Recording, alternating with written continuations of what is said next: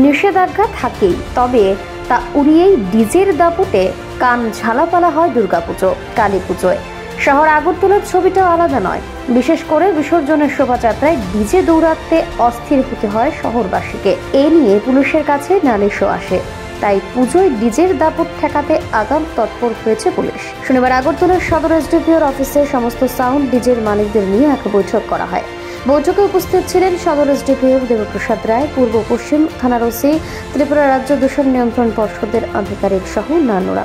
এদিন বৈঠকে sound DJ নিয়ে সরকারের সমস্ত নিষেধাজ্ঞা সম্পর্কে আলোচনা করা হয়।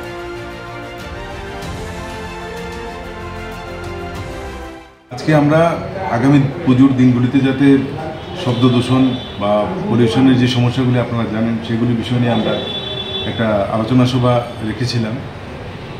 শহরের এবং শহরতলিতে যারা সাউন্ড সিস্টেম ভাড়া দেয় আমরা সেই মালিকদেরকে আমাদের এখানে ডেকে এনেছি। তো আমাদের এই অনুষ্ঠানে উপস্থিত ছিল আমাদের ওসি ওয়েস্ট এবং পলিউশনের মেম্বার সেক্রেটারি কর্মকার মহোদয়। তো এবং উপস্থিত ছিল সমস্ত সাউন্ড সিস্টেমের যারা মালিক শহর এবং শহরতলি ওনারা। তো আমাদের উদ্দেশ্য একটাই, দুর্গাপুজোর দিনগুলিতে সাউন্ড সিস্টেম নিয়ে যেন কোনো ধরনের বিতর্ক বা কোনো ধরনের সমস্যা বা কোনো ধরনের আইনি বিধিনিষেধ বা বাধা সৃষ্টি না হয়।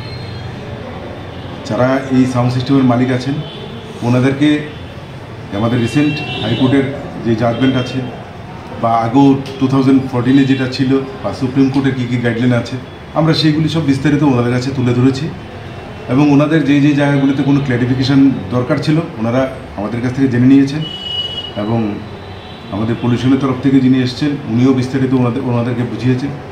তো আমাদের দৃঢ় বিশ্বাস এই আলোচনা আগামী দিনগুলিতে পলিউশনের ক্ষেত্রে এবং নয়েজ পলিউশন, স্পেশালি নয়েজ পলিউশনের ক্ষেত্রে একটা ভালো পদক্ষেপ এবং আমরা অনেকটা এই সমস্যা থেকে